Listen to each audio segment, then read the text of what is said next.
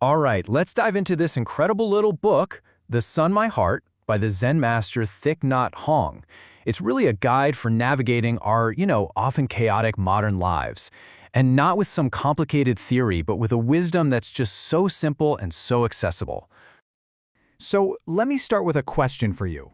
Does your mind ever feel like this? Just a constant rushing river of thoughts and feelings and worries and plans? You know that feeling. It's restless, it's agitated, and it feels pretty much impossible to calm down. And here's the thing. Thich Nhat Hanh says that's totally normal. The problem isn't the river itself. The problem is that we keep trying to build a dam. When we try to force our thoughts to stop, we just end up creating more resistance, more struggle. It just doesn't work. Okay, so if we can't just stop the river, then what are we supposed to do? Well, this brings us right to the heart of the practice. We bring the sun of awareness to shine on that water. This is the huge shift in perspective. Instead of fighting with your thoughts, you just observe them. You shine a light on them. The river of your thoughts and feelings is still flowing, sure, but now it's flowing in the sunlight, not in the dark. So what exactly is this awareness? Well, think of it like a kind, older sibling just quietly watching over you. It's this tolerant, clear presence that simply recognizes and acknowledges whatever is going on in your mind without judging it and without trying to push any of it away. To make this idea really concrete, Thich Nhat Hanh tells this wonderful story about a little girl who didn't want to drink her apple juice because it was all cloudy with pulp.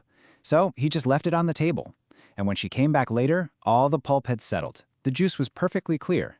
And when she asked if the juice had been meditating, he said, "Let's say that I imitate the apple juice when I sit." See, our minds are just like that. We don't need to force them to be clear. We just need to give them a chance to settle.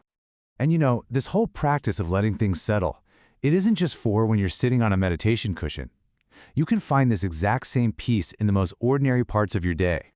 So whether you're washing a bowl or buttoning up your jacket or just drinking a cup of tea, you can bring your full attention to it. And when you do that, these simple, everyday tasks get transformed. They actually become moments of peace, real moments of connection. Here's the key point. If you're washing dishes just to get them done so you can go have your tea, you're going to be rushing. And then when you're joining your tea, you'll be thinking about the next thing. You're never really there. But when you wash the dishes just to wash the dishes, you are fully alive in that moment, and that's where the miracle is.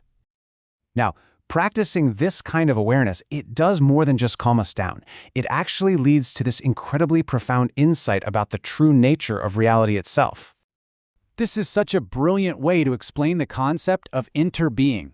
We tend to think of the sun and a leaf as two totally separate things, right? But the green color of the leaf, it only exists because of the sunlight. They aren't separate at all. In a very real way, the sunshine is the green leaf. See, our normal way of seeing the world just cuts everything up into separate little pieces. But this view of interbeing shows us that nothing, absolutely nothing, exists all by itself. A leaf is actually made of non-leaf elements, the sun, the rain cloud, the soil.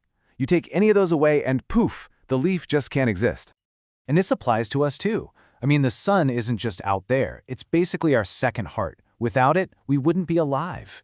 Even inside our own bodies, every organ depends completely on every other organ. And you can take it even further. As one Zen master put it, if a single speck of dust didn't exist, the entire universe couldn't exist. One is all, and all is one. And this is where the real transformation happens. When we truly start to see this deep interconnection, that illusion of a separate self just starts to dissolve. We realize our life isn't just contained inside our skin. We are connected to literally everything. Now, understanding this idea of being interconnected, it has a really radical implication. It can actually free us from our deepest, most fundamental fears, the fear of birth and the fear of death. Think about it. Our minds create all these concepts to try to make sense of the world. But these concepts, they act like a net, chopping reality into little pieces. We create a beginning and an end, a me and a you. But reality itself, it's a seamless whole. And it's not just spiritual thinkers. The physicist Erwin Schrödinger touched on this very same idea. If reality is a whole, then time isn't some straight line that we eventually fall off of. There's only the present moment, this eternal now. You can't ever be outside of it. Let's use one last super simple image to really let this sink in. A chair isn't just a chair, right?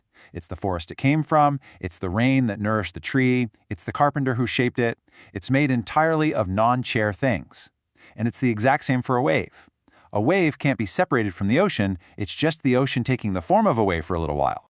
So I'll leave you with this final thought. If a wave is really just the ocean, and you are made entirely of non-you elements, the sun, the earth, your parents, your ancestors, then where do you really begin, and where could you possibly end?